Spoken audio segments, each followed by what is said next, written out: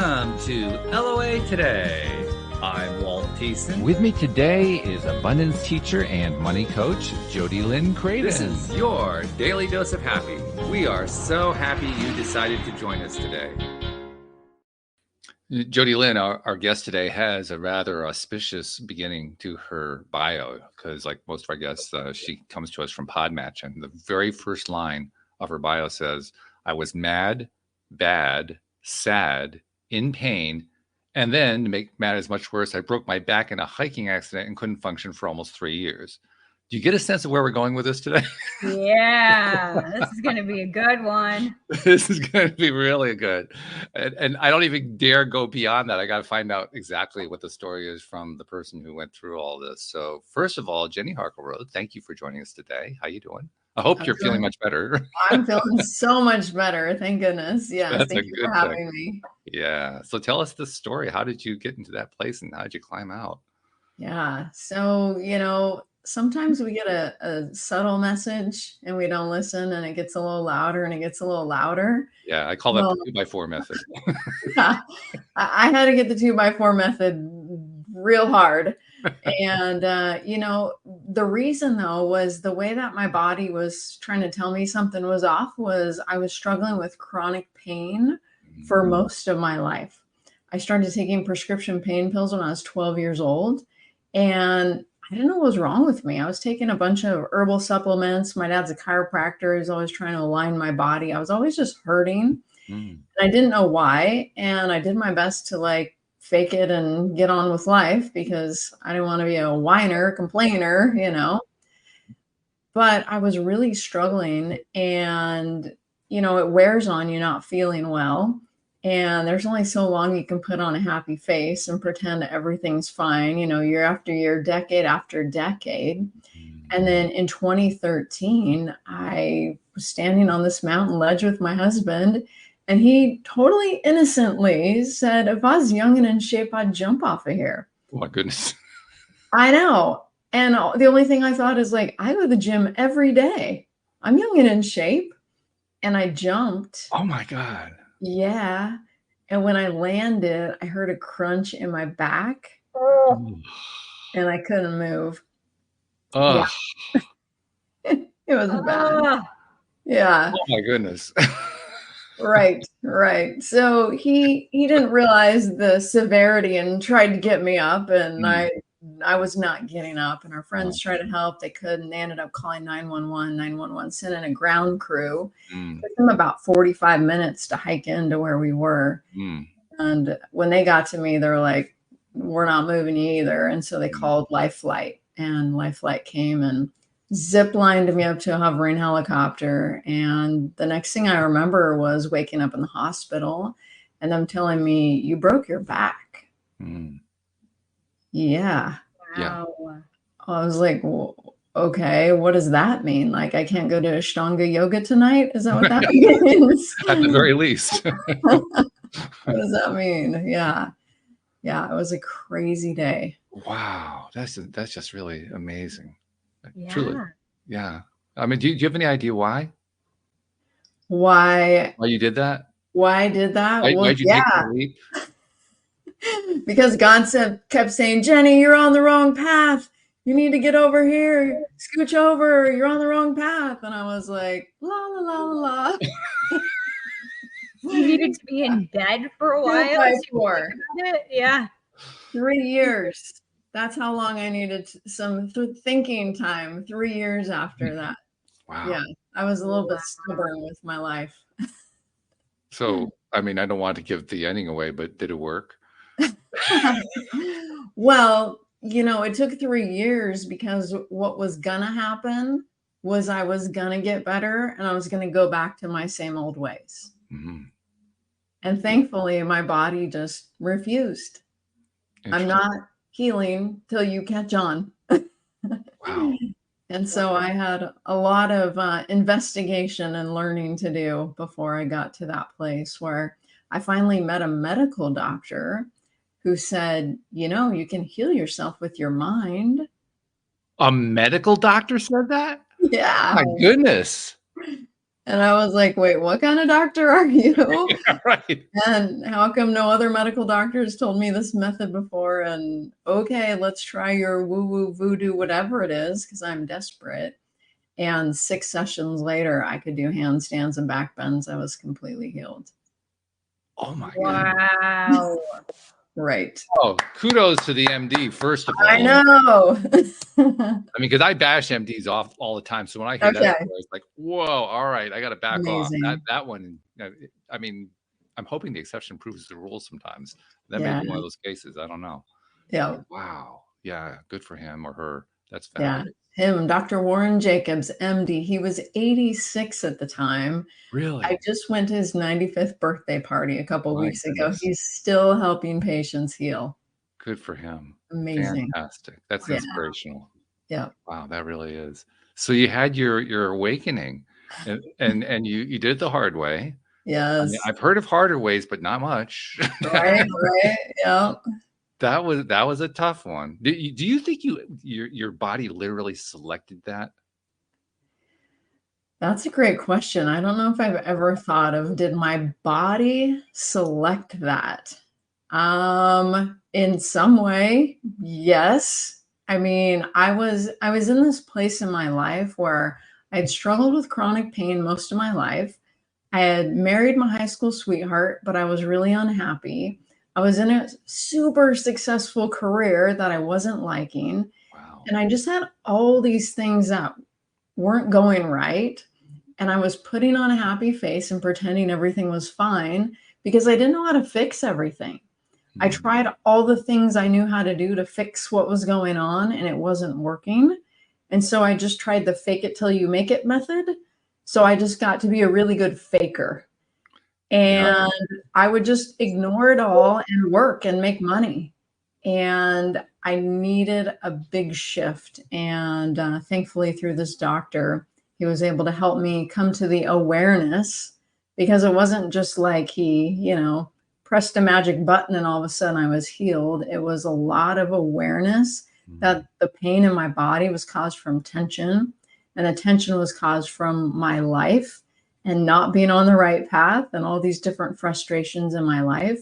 And then I had to make some major changes if I wanted to get better. And he used a process of muscle testing. And in that muscle testing, my body doing muscle testing, even that part blows my I know, mind. right? Yeah, my body was giving him the answers. Our body knows. And so it was amazing, the process that I went through with him, and then how my life has transformed since by healing myself and then helping others heal. Yeah. You mentioned fake it till you make it. I've commented numerous times here on the show that fake it till you make it is great if you actually make it, but if you don't make it, it can actually boomerang big time. And Absolutely. you're the best example I've ever met on that one. Yeah, Yeah. for sure. Because, there's this saying that knowledge doesn't equal understanding. Just because you know something doesn't mean your life is going to change. You can read the best book on communication and then 10 minutes later get in a fight with your spouse. You're like, wait a second. I just read all the principles of communication. And so it's like, how do you really apply at a deeper level what you learn? And how do you actually change who you are from the inside out? How do you be the kind of person you want to be? I had so much to learn, and thankfully I'm on that path now. I don't know about you, Jodi Lynn. I mean, no disrespect to Jenny, but I just feel so much better about my own journey. Yeah. I was kinder to myself than that. I mean, she beat the crap out of herself. Yeah, I can't imagine being like sequestered for 3 years, essentially, like dealing with a back injury, breaking your back and it not healing. Like, I don't even know what that looks like. Did you have to be in bed the whole time? Like, how did you not go crazy?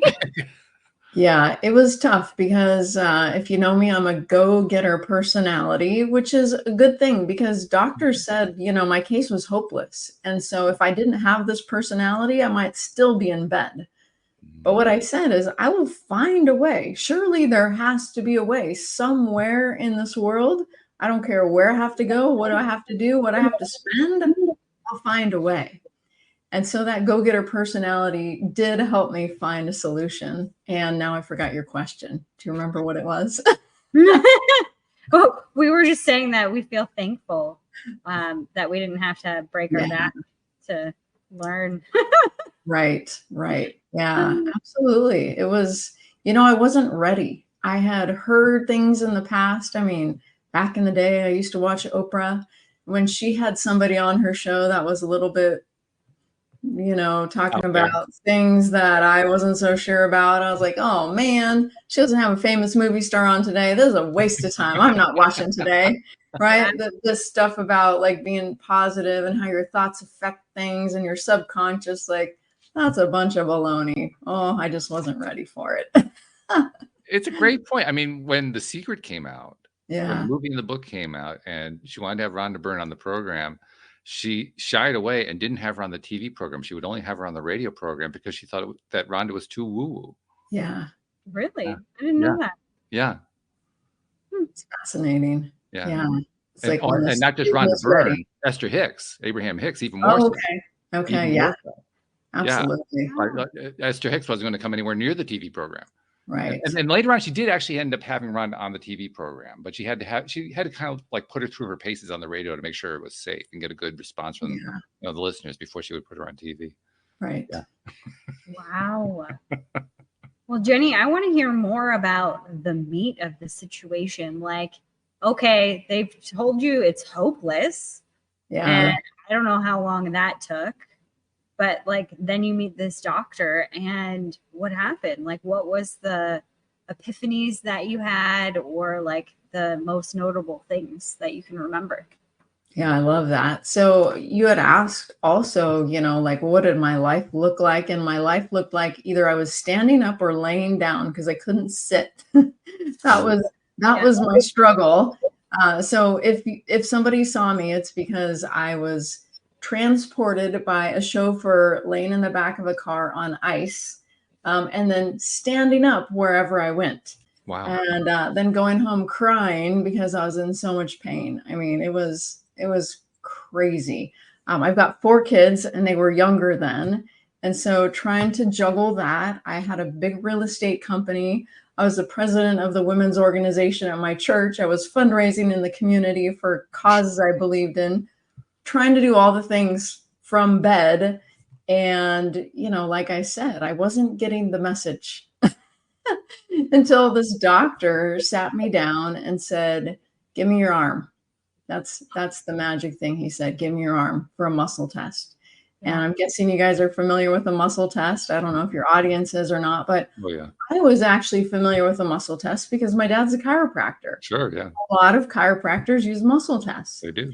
And so this medical doctor, so for example, my dad, he would run his fingers down someone's spine and they'd hold out their other arm, right, parallel to the ground, and he'd press on it. Where he would get to a disc out of alignment, a subluxation, all of a sudden they couldn't hold up their arm. Mm-hmm. So you go, there's the spot. So instead of needing an x-ray, your body will tell me what needs to be adjusted. Mm-hmm. So I was used to muscle testing in the structural form of muscle testing. Where is your body out of alignment? But what this medical doctor did with me was say, why are you hurting? Mm-hmm. And I was like, because I broke my back, of course, right? And he goes, well, let's muscle test it. Let's say this is structural pain. And I'm thinking, well, duh, my back. So I hold out my arm. He presses down. It goes down. That means not true. It's not structural. And I'm thinking, I don't know about this guy. He goes, okay, well, what else could it be? Maybe it's nutritional. Now, while I'm stuck in bed because of my go-getter personality, I happen to write a book on nutrition. Really? So I was really hoping...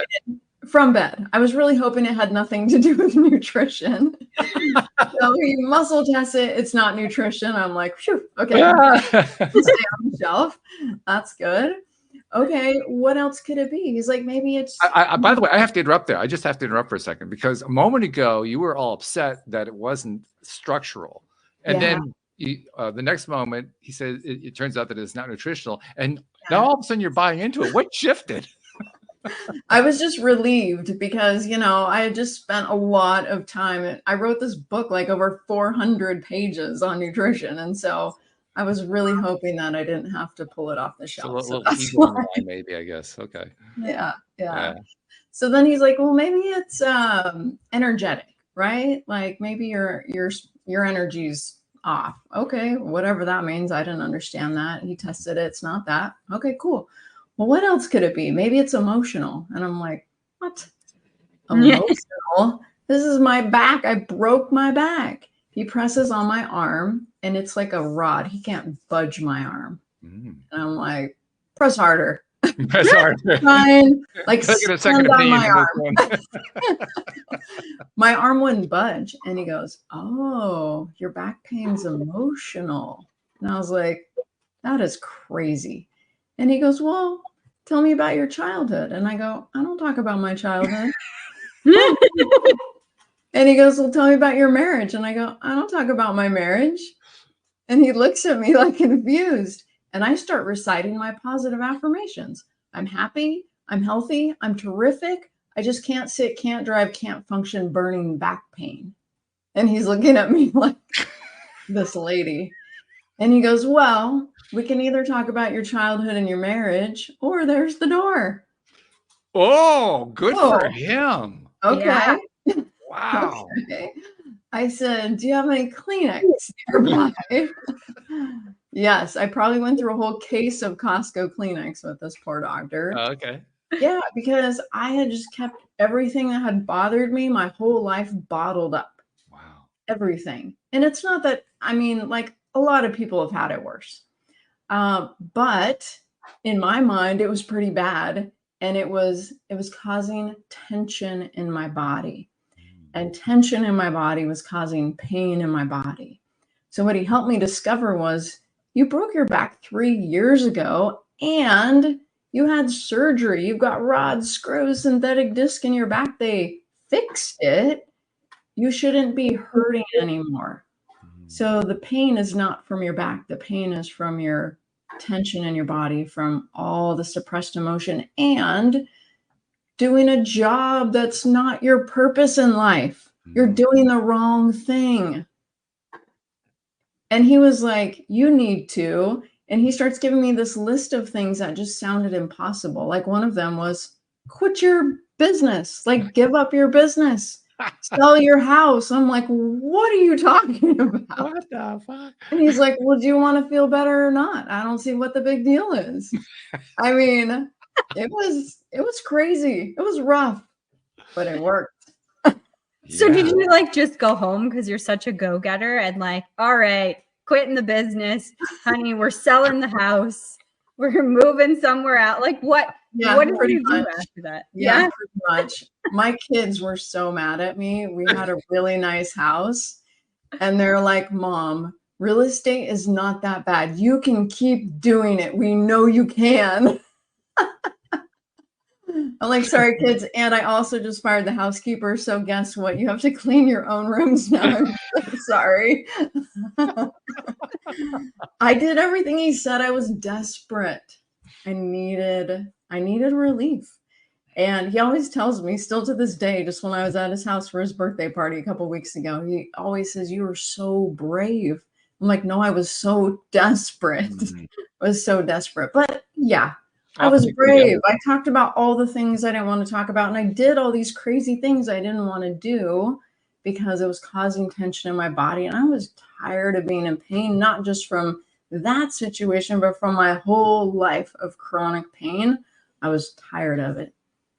Yeah. I love also how, and again, this is not disrespect. This is just sort of a sarcastic observation. I love how your kids were your enablers.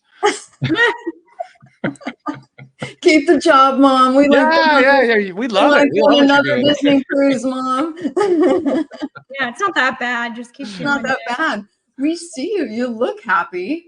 You seem happy because I'm a good faker. Yeah, that's right there. That's the biggest message for me so far. The biggest takeaway. Yeah. Well, you looked happy. How could you? Why wouldn't you keep doing it? My goodness. Right. Oh my gosh, I completely relate to this entire conversation. This is where plastic happy came from. Like, I was plastic happy. It's exactly the way you're describing it, Jenny. Like, it's okay. Just smile. and Right. it'll be fine, and you'll Right. be fine. Just keep going, and like Yeah. all of those things, you just keep pushing them further down. Mhm. Yeah, thinking they'll never resurface, Right. but they do. Mm-hmm. Yeah, and a lot of times in the form of pain. And so we wonder why there's a pain epidemic in our world. I mean, we spend more on pain relief than cancer, diabetes, and heart disease combined. Yeah, I'm not surprised by that. Yeah. Yeah. Wow. It's true. So much pain and so much caused by so much tension. And it's so weird for most people when they get a pain to think something is emotionally going on. If your knee hurts, you usually think, what's wrong with my knee? Right? Almost the natural starting point. Yeah. But how the body actually works is when an emotion's come into consciousness, all of a sudden it causes tension. And a lot of times in a weak spot in our body, like my back, right? It distracts me. It throws me off. So the emotion can't come. That I'm dealing with my knee, seeing doctors for my knee. I don't have to deal with whatever that thing is. You know, then it becomes chronic, and it's crazy. It's so powerful to know that about how our body works. Mm-hmm.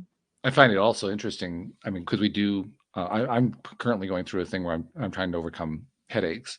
I've been taking a nutritional approach. I made some progress with it, but one of the things that I've discovered along the way is. Now, I don't know that I'm typical. I'm probably atypical, but I dive right into it. I want to understand everything about what's going on. So that includes the mental and emotional side too. So I explore all that while I'm and they all kind of feed into each other. You know, I discover something physical here and it feeds into something emotional, which is having a mental effect over here, which is, I mean, they're all kind of connecting. A plate of spaghetti. Kind of, yeah. That's a good way to describe it. A plate of spaghetti, right? Yeah. But from what you were describing of your situation, it's kind of like you were only looking at 1/3 of the plate. Right. Only physical. Yeah. That's it. And when we couldn't solve the rest it. of the plate just didn't exist. Yeah. What other plate? What rest of the plate? What the rest of it? Yeah. What are you guys talking about? Yeah. Yeah. Clueless about all of that, which is why I was stuck. Do you guys, I mean, both of you are talking about having kind of similar experiences there. Do you guys think this is common? Absolutely. I mean, if you look at this pain epidemic, so common, so common. And, you know, we're taught to put on a happy face, say our positive affirmations, have a positive mental attitude, fake it till we make it. Most ways to improve your life are with your conscious mind.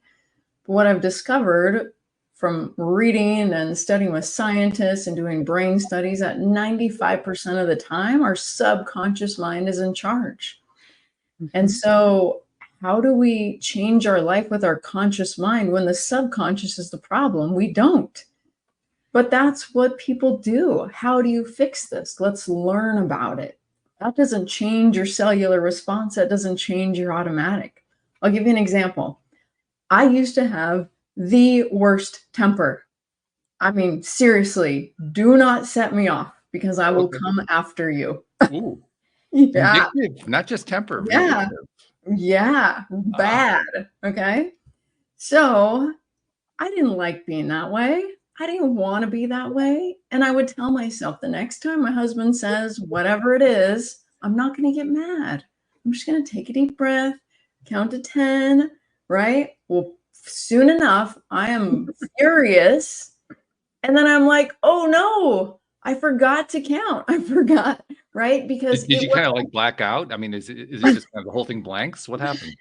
No, it like light a stick of dynamite. Like, oh, it's about to blow. I can feel it. Right?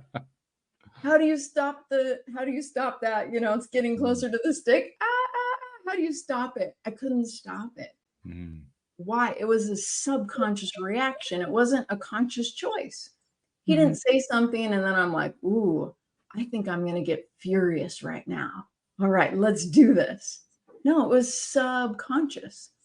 And so what I was able to do with working with this doctor, and I ended up, you know, selling my real estate business, studying with him, studying all these modalities of subconscious change, came up with my own work called Summit Transformation. I learned how to repattern my subconscious so that I can be how and who I want to be instead of defaulting to negative subconscious programs that I don't like that bad temper. I'm telling you, you can ask my husband. I have not seen that temper, and I've been saying 5 years for like a couple of years now, so it's been longer than 5 years. We'll give you 7 on that one. Many years I have not felt that way. Not because I'm trying not to feel that way, because that subconscious program and pattern is gone.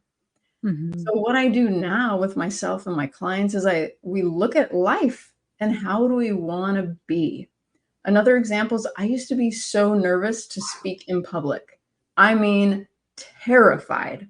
My heart would beat so hard that you could see my shirt going, right? I play the flute. My throat would clench. Have you ever tried to play the flute when your throat's clenched and you're shaking? I mean, it doesn't sound very good. No. No. So I worked on my subconscious mind to transform that. Now, my favorite thing, public speaking. Give me a microphone. I could go on all day. I don't even get a single butterfly. I mean, I changed my subconscious. So that's what I got so excited about, was I discovered my subconscious was the secret. All this time I'd been consciously trying to fix my subconscious, and it wasn't working. Well, I would say I was trying to consciously fix my conscious, but my subconscious was in charge and I didn't even know it. Well, and actually, this is an interesting point, because earlier you made reference to the fact that, well, I'll just do some positive affirmations. Well, positive affirmations are usually promoted as a way to reprogram subconscious, but apparently that wasn't working for you. It was not, and here's why.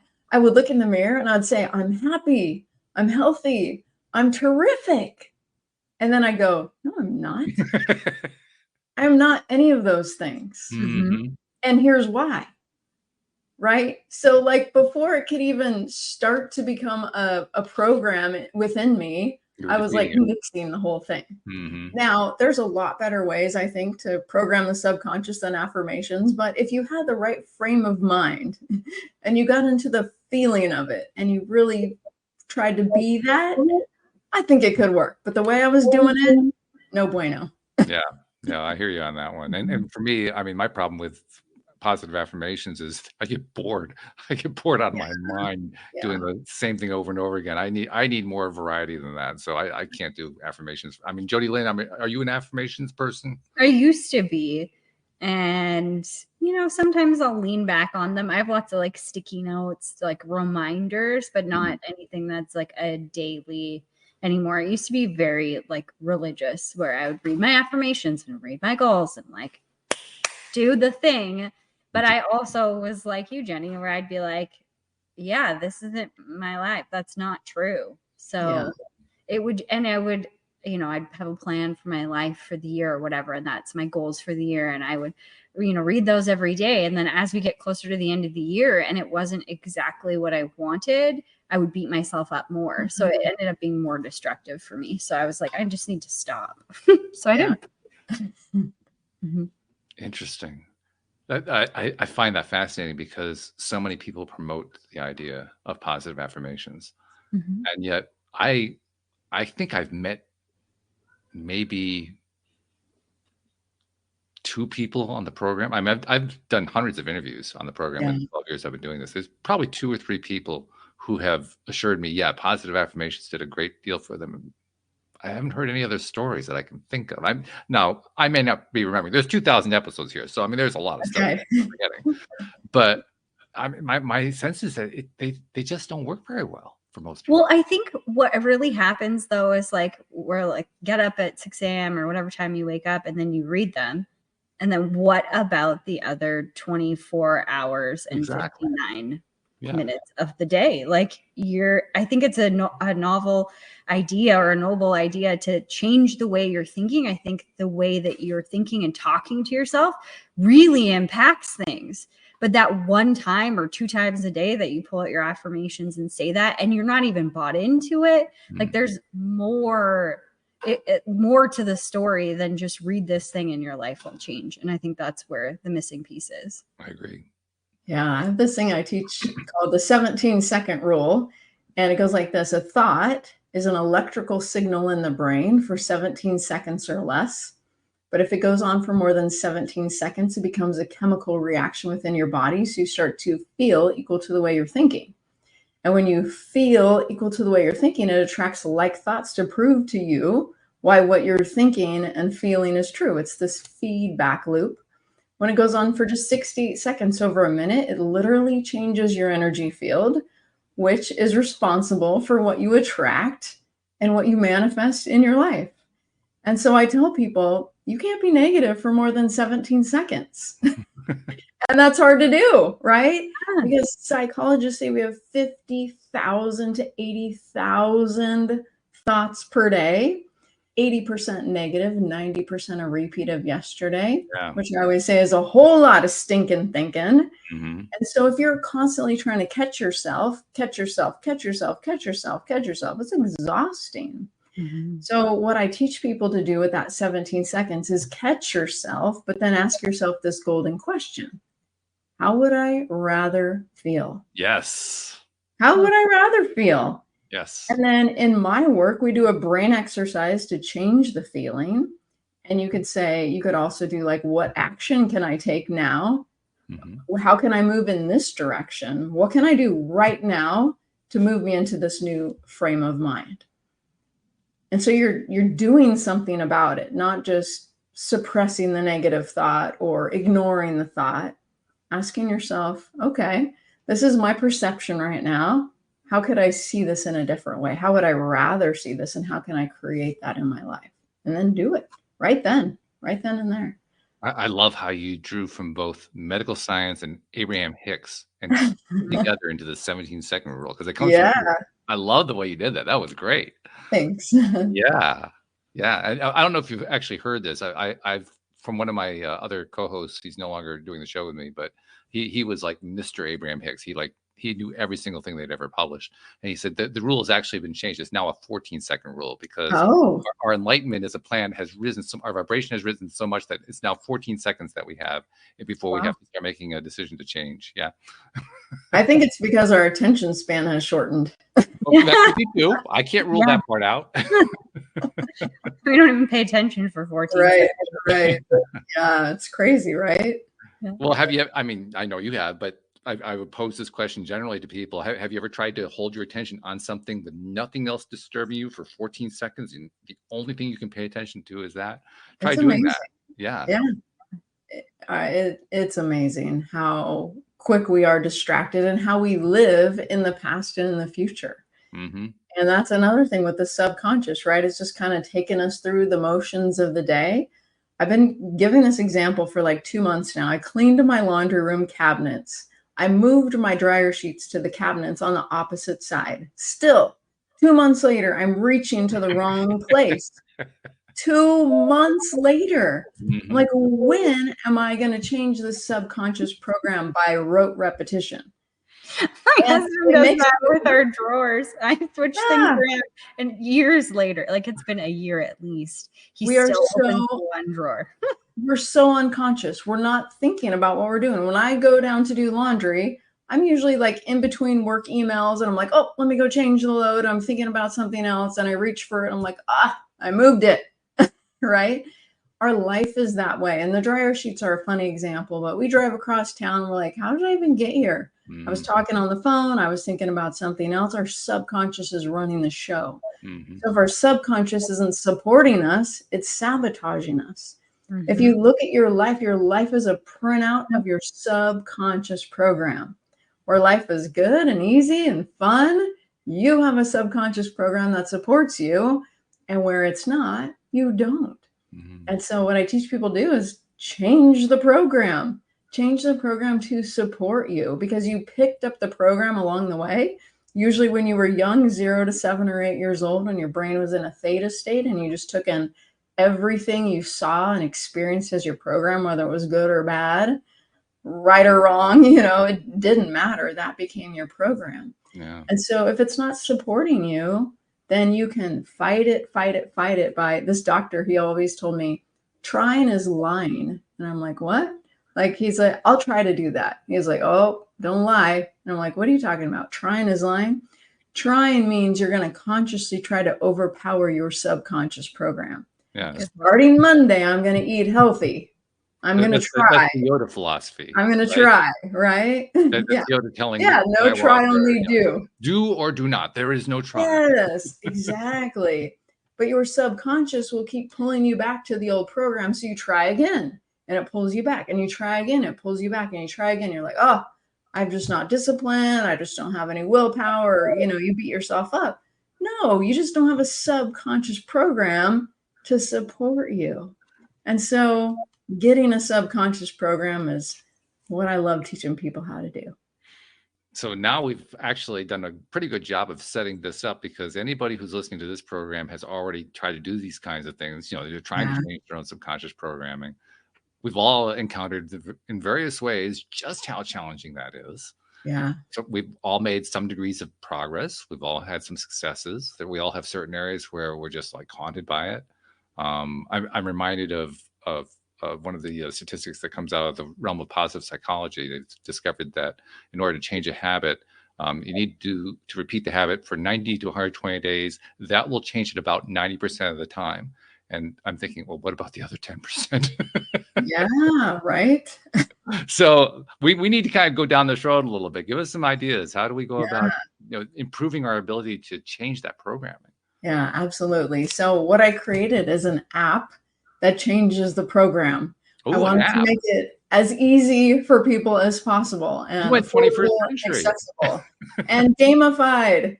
Yeah, it's an app. So I made an app. It's called Leap Transformation. Leap like a frog. It's in the App Store. It's in the Play Store. You can get a free trial for a week, and then it's only $14.99 a month. So super affordable. When you log in, it says, do you want to feel better? Do you want to solve a problem? Do you want to achieve a goal? Do you want to work on personal growth? Then you click what it is, and it asks you more. And with neuroscience and AI, it comes up with a brain exercise for you to do that repatterns your subconscious mind for your specific goal. You do the brain exercise, and then it tells you to take action. It gives you some ideas. Again, with AI, it's so fun. How about this? What about this? You could do this. How about that? Right? You choose one, you do it, and then you track your progress. So what we found we studied about 500 people using the app. We found about a 41% improvement using the app once within 1 week. Whoa, that's pretty quick. Whoa. Yeah, I know. That's the power of the subconscious. So if you want more than 41%, use the app twice. Yeah. 3 times every day, right? Remember, 50,000 to 80,000 thoughts we have per day. There's so many thoughts we can work on. And so I say to my clients and anybody I talk to, just like, how often do I exercise? Daily. Why? Because I want to be healthy. I want to be fit. Well, what about my mind? How often do I exercise my mind? Daily, because I want my mind to support me every day for the rest of my life. And different things come up. For example, my youngest just moved out. Oh, God, a week ago today. I'm going to cry. Okay, I'm okay. I didn't have to work on being sad about my youngest and being gone and being an empty nester a week ago. But now I do, right? Life changes, different things happen. So what's going on in your life that you want different? Use the app and transform whatever it is. And then the next day, what's the thing for that day? Is there something? I'm going to ask you to play AI for a second here. All right. Yeah. It's an AI driven app. So the AI basically asks you questions to help you zero in on what the changes you're going to make. And then it makes action suggestions after that. So like, give us an example, play out for us. What might the app be having us do? Yeah, well, I'll use that example I just gave. So, it says how I want to feel different. I might click. I want to feel different. And it says, how you feeling? Sad. My son moved out. Mm-hmm. And how would you rather feel? And it gives me a bunch of statements to choose from. It's going to sound like a positive affirmation, but we're going to take it and program it into the subconscious. So it might say, like, I'm excited that my son is doing great things in the world. Okay. Right? Like, parents want their kids to move out. Yeah. This is a good thing, right? He's spreading his wings. He's doing what he's supposed to do. So instead of feeling sad, I want to just automatically baseline. I want to feel excited for him, proud of him, happy. So it comes up with a statement. I'm so proud of my son and happy he's doing great things with his life. Say that's the statement. Okay. Then it gives you brain options, brain exercise options to do that program that specific line into the subconscious. And the cool thing is we use the wisdom of your body to choose the right brain exercise. So it'll give you a few options. Okay. And it'll say, ask yourself, ask your heart, not your head, which is the right one. And then pop, here's a video of me sitting right here in the same chair with the same picture, doing the brain exercise with you. So you go through the brain exercise with me, and it's breaths, it's body postures, it's visualizations, just super simple stuff, but proven to actually repattern the brain. And then after it says, okay, now that you're done with the brain exercise, what action can you take to be happy about your son?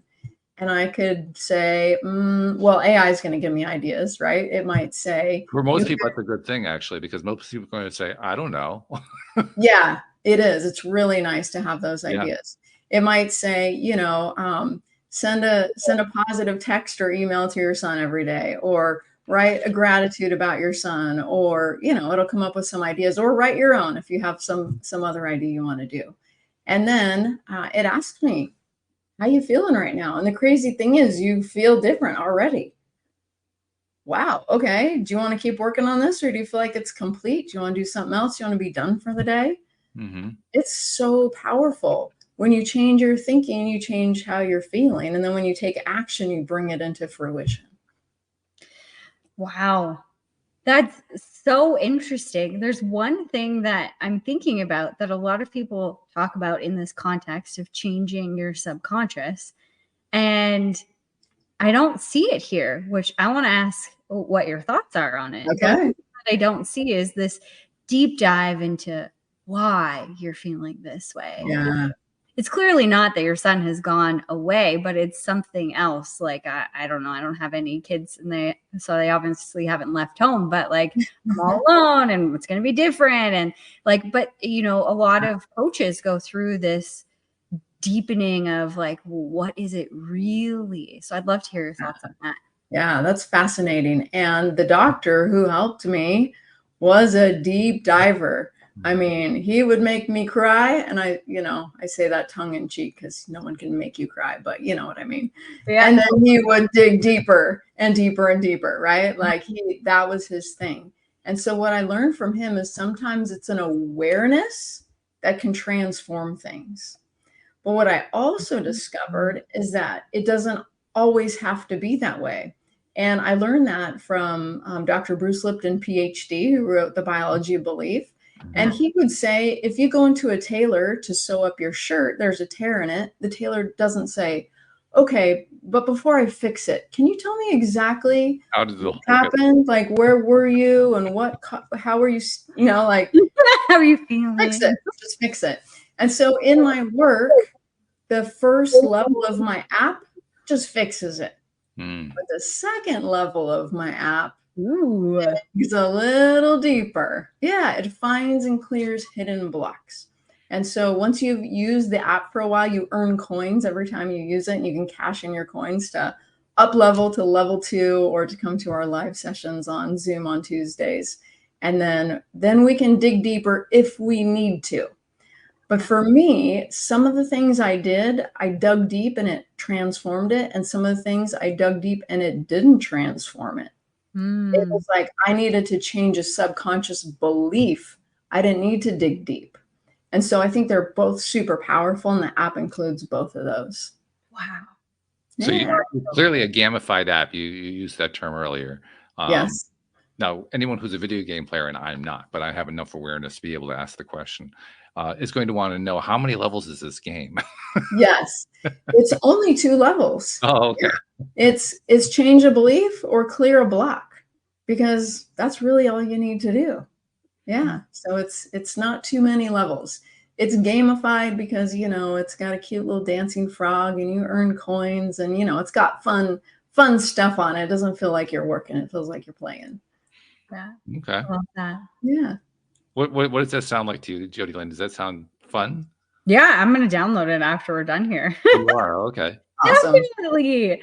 I think lots of things, Jenny, that you've said make sense. Like the working at it every day, you work out or you pay attention to what you're eating or whatever, but how often do we get inside the subconscious and say, is it being supportive? I love the idea. And it's so simple because in this realm of healing, a lot of coaches and people think that it's got to take forever and it's got to be this huge thing. And obviously, like when something comes up, obviously you haven't healed and there's more work to do. And it just feels like this arduous process of the rest of my life is working hard to undo all the damage. Obviously my parents did before I was 8. No, just kidding. It's all their fault. Yeah, it's all their fault. The world at large and how I interpreted it in my baby brain, 8 years old.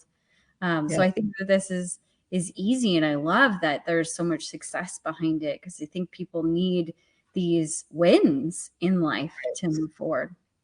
Yeah. And, I use the app myself, which still kind of cracks me up because I know how to do the work for myself, but it's like even more fun to use the app than just do it for myself. So if I'm using it and loving it every day, I think other people really will too. And they definitely are. Yeah. I'm curious though, because from everything you described to us about how you basically had created a fake persona of yourself, you're trying to live that fake persona and it led you down to a disastrous path. Do you believe that if you had this app available to you at that time, regardless of whether you created it or someone else created it, if you'd had this app available at that time, do you think you would have stuck with the app? I don't think I ever would have even tried it. Yeah. I wasn't ready. So you have to be making a commitment to yourself in order to use a tool like this and really make it work. You have to look at the man in the mirror and make a change. And I was real good at saying it was all their fault. It's all their fault. Yeah. Yeah, that's the hard thing. And also to realize that you can change things with the power of your mind. A lot of people don't believe that.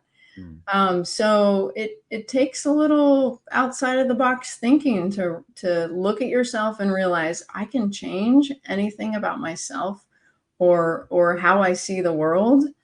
Really? I mean, that's kind of hard to believe, but I find it to be true. And why not give it a try? Why not give it a try? It's a free week trial. What do you have to lose? Right? That's a great marketer's pitch right there. I love that. The thoughts that keeps going through my mind is victimhood, because I would describe it as probably one of the top 5, shall we say, one of the top 5 epidemics going on around the world and has been for quite some time.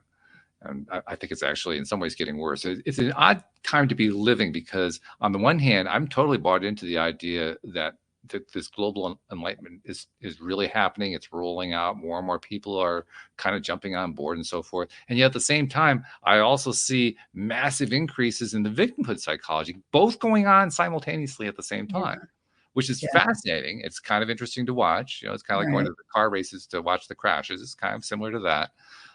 But it's also a little bit perplexing because it raises questions like, okay, well, someone who's really in that victim mindset, they're not ready to make that change anyway. So the only people who are going to be open to this kind of thing are the ones who are already on some degree of a growth path, already on that enlightenment path, if you will. Or like me, desperate. Or desperate. Well, desperation is not a bad thing necessarily. I can't take this for one more day. I gotta try this. Yeah. Well, that's every single person who comes onto this program, except for one. I tell that story too many times. Everybody else who comes onto this program went through some kind of crash and burn. They went through some kind of trial, tribulation. They weren't always horribly dramatic, but they were always traumatic, meaning that they traumatized that person and led to some point where they said, enough, I need to make a change. Yeah. And that's really what we're talking about here. You have to have at least some of that going on to some degree before you're willing to try doing something like this. Absolutely. I mean, in my app, you can work on achieving a goal and working on personal growth. And that's what people do the least in my app. What they're working on is feeling better and solving problems, because that drives people more than wanting to do something great. It's like, I got to get rid of this pain. So fine, I'll use the app. Right? And I wish that people would be like, you know what? You can accomplish amazing things if you can get your mind aligned to it. So you can use the app for that too. And that's so powerful. So where are the limits in your mind with the app? I mean, actually, the app's limits really aren't where the limits are. The limits are in the human being. But where are the experiential limits for say the average person who's diving into this? Yeah, experiential limits. If I understand what you mean, like what would the app not work for? Is that what you're asking? Right. I mean, it's a very broad question deliberately because I wanted to just kind of stimulate you to explore it a little more for us. But yeah, that's a good way to look at it. Yeah. I mean, for me, what we're talking about today about pain could be something that people could have a hard time understanding in the app. Because with this doctor, he helped me realize with a muscle test that my pain was being caused from emotions. I felt it, right? And if I wouldn't have felt it with a muscle test, I'm not sure I would have believed it. So I didn't have that one-on-one conversation, experiential session. I wouldn't have that in an app, right? And so I do my best to make up for that by cashing your coins and see me live on Tuesdays on Zoom. And, you know, I can do some muscle testing on Zoom if the group isn't too big. So, you know, I still work with people privately, and some people want to talk through things and want me to do some private muscle testing and work with them. But my belief is that the app will work for anything if you're open to it. And, you know, if it's something chronic and you do one brain exercise, don't say like, well, it's not better, it didn't work. Like, keep working at it. Right? Like if you want to get in shape, you got to put the work in every day. And so because we have so many thoughts and so much trauma and drama and so many subconscious beliefs, it's a process. So I would commit to it and keep working on it, and then just start noticing what changes. And like that plate of spaghetti we talked about, the fun thing is that sometimes you'll work on something and something else will transform, and you're like, that's so weird. I didn't even work on that. Yeah. But like the brain, it's like that plate of spaghetti, like what's connected to what? So I always say, look for the secondary gains from this process too, because you'll notice some of those things. And when you change your belief, I say like it changes the dance, right? Like some people are like, can I change other people with your app? And I'm like, no, change yourself. But you can say in the app, like, other people are so kind to me. You can change that belief for yourself. And then that's what you're going to attract. And that's what that reticular activating system in your brain is going to notice. Right? So change how you feel and how you think and how you act and how you react.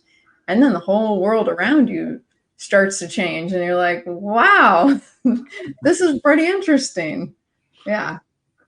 It's actually kind of the way I'm looking at this, it sounds like a way to accelerate the process for someone who's trying to learn how to, quote, apply the law of attraction for themselves. Because a lot of people try to do that when they first hear about it. They want, oh, how do I make this work in my life? Well, there's a good way to accelerate the process. Just use that app. Absolutely. Yeah. Thanks for the plug. You're quite welcome. This is proving to be a very interesting conversation in many ways. We're kind of nearing the hour, so I want to tie a few loose ends together. First and foremost, they want to find the app. They want to find more about you. We probably should give them a clue on how to do that. All right, perfect. So the app, you can get it in the App Store or Play Store. Just go direct there and download the app. It's a free week trial, and then it's only $14.99 a month. If you want to learn more about the app before you buy it, I do have a website called leaptransformationmethod.com. So you can learn more about the app and see a little video demo of it. Check it out. You can do that as well. My main website is called balancedyou.org. My company is Balanced You.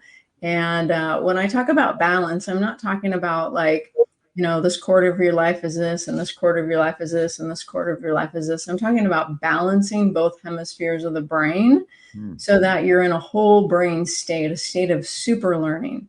There's something in between both hemispheres of your brain called a corpus callosum, a brain bridge. When you're born, it's a super highway of neural connections. And as you get older, it becomes a brick wall.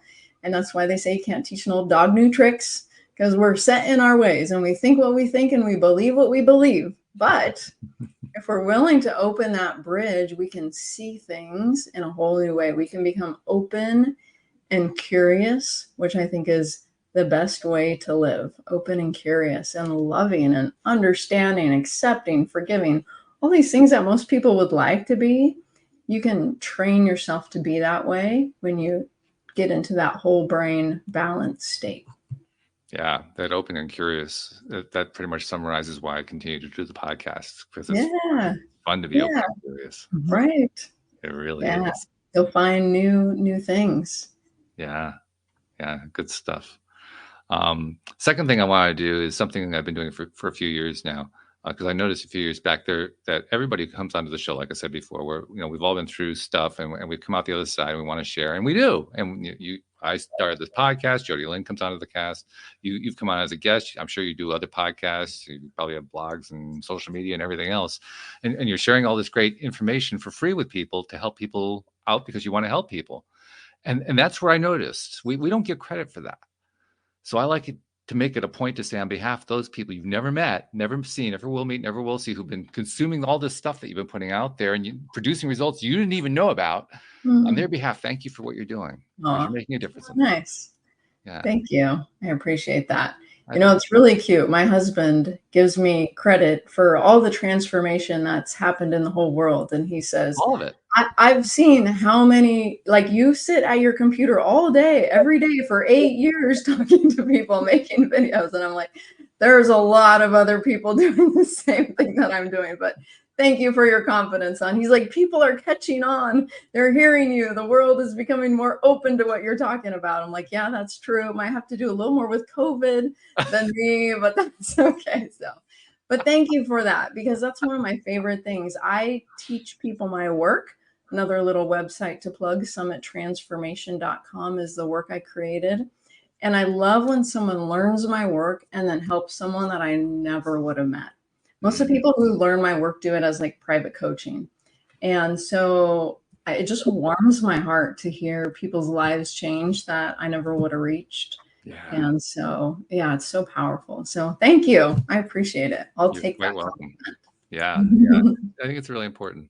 And then finally, what I also like to do with each of these episodes, particularly with Jodi Lynn, all my co-hosts are really terrific. And they all have this amazing ability that I don't have, because as the host, I'm kind of like the focus with my guest, and they're participating for sure, but they also have that third party view that I don't have. And that is invaluable. Jodi Lynn is particularly good at taking that third party view and turning it into a way to just tie it all together. Now, they all do it really well.